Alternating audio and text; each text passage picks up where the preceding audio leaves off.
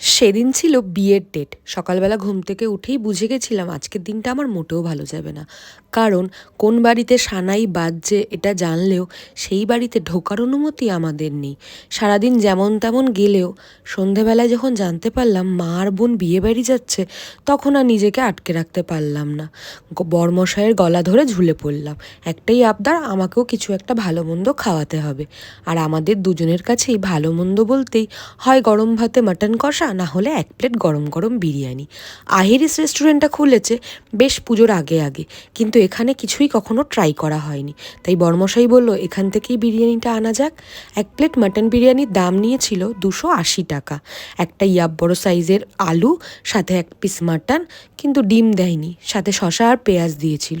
280 টাকা যখন নিয়েছে, এক পিস ডিম দিতেই পারতো। বেশ ভালো রান্না হয়েছে, মানে যাকে বলে প্রপার দম দেওয়া হয়েছে, সব কিছু ওয়েল কুক। আর মশলার পরিমাণটাও খুব একটা বেশি ছিল না, ঝরঝরে রাইস ছিল, পরিমাণেও অনেকটা বেশি ছিল। মানে আমাদের চোখের খিদে অনেক বেশি হলো, পেট একটুখানি, তাই দুজনে মিলে খেয়ে নিয়েছি, অসুবিধা হয়নি। তবে যেটা মিসিং লেগেছে সেটা হলো বিরিয়ানির ফ্লেভারটা। অশোকনগর হাবড়ার মধ্যে বোধহয় আর কোনো রেস্তোরাঁ বাকি নেই যেখানে আমরা বিরিয়ানি ট্রাই করিনি।